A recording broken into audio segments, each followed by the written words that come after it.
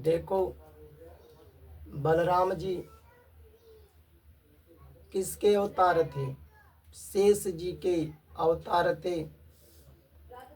बलराम जी के समान शक्तिशाली बलवान इस धरती पर भगवान को छोड़कर दूसरा कोई भी नहीं थे।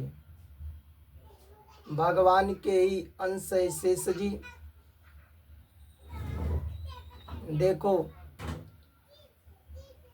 किसी भी माता पिता के पुत्र हो या लड़की हो, जब माँ बाप के कर्म को जब लड़की लड़का कर देते हैं तो माता पिता के कर्म भी हल्के हो जाते हैं।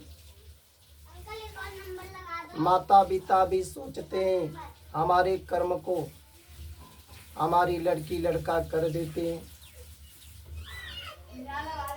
जब तक धरती पर मानव धर्म के अनुसार कर्म करते हैं आपस में मिलकर के, तो ये मानव भगवान के ही सब पुत्र हैं। तो भगवान को भी उतना चिंतन नहीं रहता है। हमारे पुत्र सब धर्म के अनुसार मिलकर कर लेते हैं। जब धरती पर अधर्म पाप बढ़ते हैं, जब धरती पर अधर्म पाप बढ़ते हैं, असुरों का राज चलता है। चाहे गांव में, क्षेत्र में, समाज में, जिला में, राज्य में असुर लोग राज करते हैं। जब वेद पुराण शास्त्र के विपरीत कर्म करते हैं तो असुर लोग क्या करते हैं? एक तो पाप करते हैं और अपनी प्रजा से पाप कराते हैं। अब असुरों के राजकाल में संत महात्मा जो भगवान की भक्ति करते हैं, तपस्या करते हैं, धर्म के अनुसार कर्म करते हैं, असुर लोग उन्हीं को सताते हैं, मारते हैं, संत महात्माओं का विनाश करते हैं। तो संत महात्मा भगवान को ही अपना पिता मानते हैं, तो भगवान से पुकार लगाते हैं, हे भगवान हमें रक्षा करो, तुम्हारे वेद पुराण शास्त्र के मर्यादा का उल्लंघन हो रहा है। तब भगवान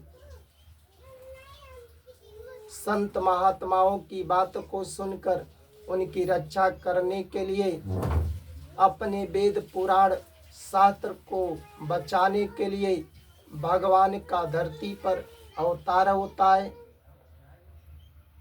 जैसे त्रेता में भगवान राम का अवतार हुआ, तो भगवान के ही अंश है शेष जी। शेष जी भी अवतार लिए धर्म की रक्षा के लिए। वही शेष जी त्रेता में लक्ष्मण बने। जब द्वापर में फिर अधर्म पाप बढ़ा, तब वही शेष जी देवकी के गर्भ में आए। उस समय देवकी मथुरा के जेल में बंद थी। कहाँ पर बंद थी? मथुरा जेल में। उस समय कंस का राजकाल था। कंस की बहन थी देवकी। कंस ने ही अपनी बहन देवकी को मथुरा जेल में बंद किया था। और देवकी के जितने पुत्र पैदा हुए, कंस 6 पुत्रों की देवकी की हत्या कर दिए। तब देवकी के गर्भ में शेष जी 7वें रूप से आए। जैसे ही शेष जी देवकी के गर्भ में आए, उधर भगवान योग माया को आदेश देते हैं। देखो, भगवान भी आकाशवाणी कर चुके थे देवकी के गर्भ में 8वें रूप से पैदा होने के लिए। तो भगवान जो कहते हैं उसको पालन करते हैं। सत्य का पालन करते हैं, भगवान कभी झूठ नहीं बोलते। अब उधर योग माया को भगवान कहे कि इस समय मेरा अंश शेष जी देवकी के गर्भ में है, तुम उस शेष जी को देवकी के गर्भ से निकाल देना और निकाल करके रोहिणी के पेट में रख दो। जैसे देवकी माता है वैसे रोहिणी भी माता है। वसुदेव की ही पत्नी थी देवकी और वसुदेव की पत्नी थी रोहिणी। तो भगवान जैसे ही योग माया को कहे, योग माया तुरंत धरती लोक में आई और देवकी का गर्भ जैसे ही निकाली शेष जी को, उसी समय शेष जी का एक नाम संकर्षण पड़ गया। बलराम जी का एक नाम संकर्षण पड़ गया जब देवकी के गर्भ से शेष जी को निकाले। अब बलराम जी का हथियार क्या है? हल। बलराम जी हल को धारण करते हैं, इसलिए बलराम जी का एक नाम हलधर भी पड़ गया। देखो, जब महाभारत का युद्ध हुआ था, कौरव और पांडव दोनों आपस में युद्ध किए थे, तो दुर्योधन राजा था। पांडवों का जमीन राज्य देना नहीं चाहता था, तो बलराम जी नहीं चाहते थे कि कौरव और पांडवों का युद्ध हो। सोचते थे कि किसी तरह समझा कर दोनों को शांत कर दो। अब देखो, पांडवों में भीम को और कौरवों में दुर्योधन को बलराम जी ने गदा चलाने का, तलवार चलाने का और रथ का विद्या का ज्ञान दिए थे। तो भीम भी और दुर्योधन भी बलराम जी को गुरु मानते थे। दोनों के गुरु हुए न बलराम जी। तो बलराम जी भीम को और दुर्योधन को गदा चलाने का, तलवार चलाने का और रथ का ज्ञान दिए थे, विद्या दिए थे, तो गुरु थे।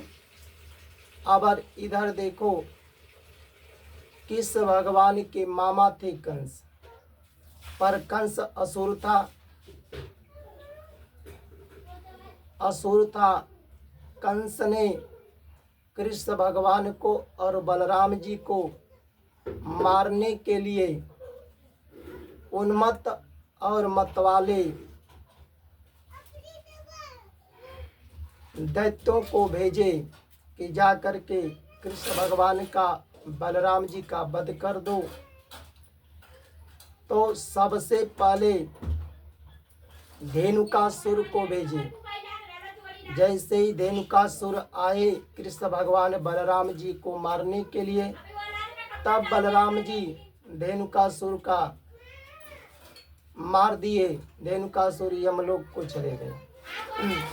अब इधर देखो, जैसे ही धेनुकासुर मर गया, तब कंस ने बलराम जी और कृष्ण भगवान को निमंत्रण पत्र भेजा।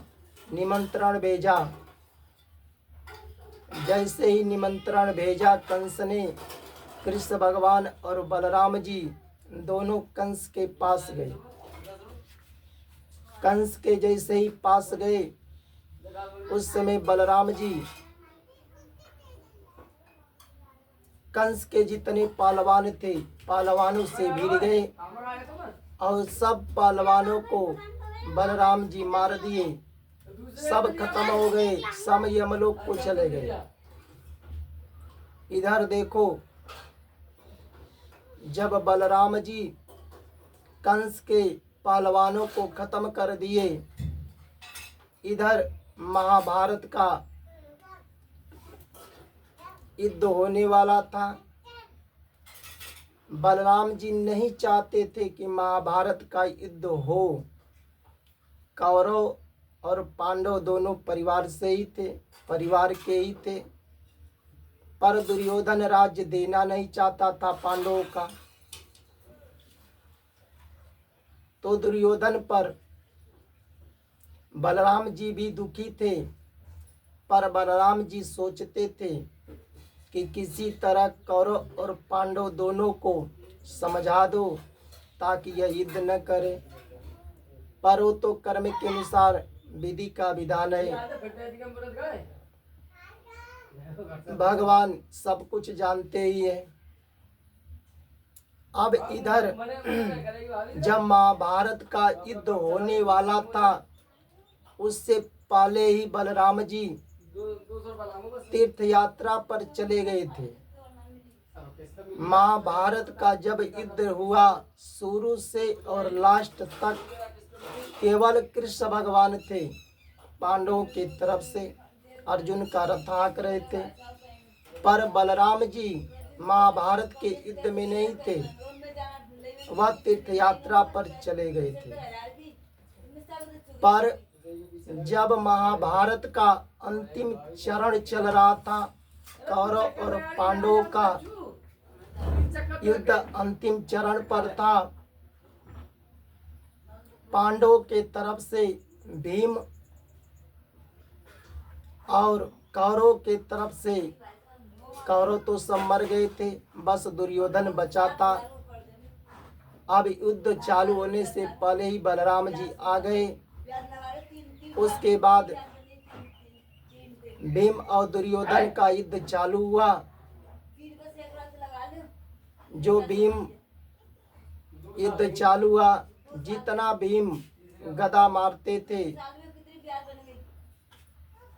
बाल बाल बचता था दुर्योधन। और देखो, कृष्ण भगवान भीम को संकेत दिए, कहे कि दुर्योधन के जांग पर गदा से मारो, तब मरेगा। भाई देखो, कर्म के अनुसार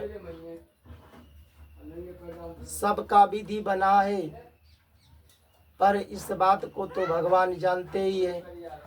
जैसे ही भगवान भीम को संकेत दिए कि दुर्योधन के जांग पर गदा को मारो, भीम जी गदा चला दिए दुर्योधन के जांग पर। दुर्योधन का जांग टूट गया और दुर्योधन की मृत्यु हो गई। जब मृत्यु हो गई, तब बलराम जी सामने देख रहे थे। बलराम जी भीम को, दुर्योधन को, दोनों को गदा चलाने का, तलवार चलाने का, रथ का, विद्या का ज्ञान दिए थे। बलराम जी नहीं चाहते थे कि कौरव और पांडव का युद्ध हो। जब दुर्योधन मर गया, तब बलराम जी बहुत ही क्रोधित हुए और क्रोध में आकर के मारने के लिए भीम पर दौड़े।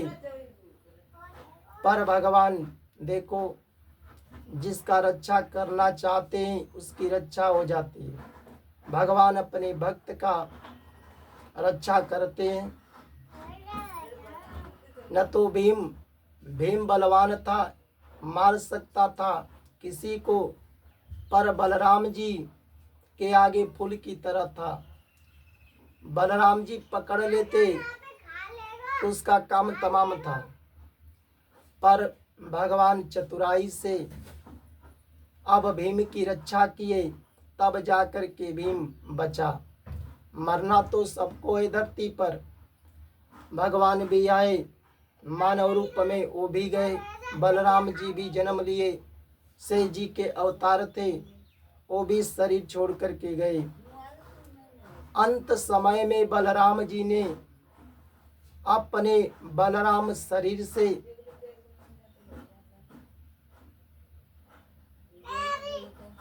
अंत समय में बलराम जी के शरीर से शेष जी श्वेत सर्प के रूप में निकले और वही शेष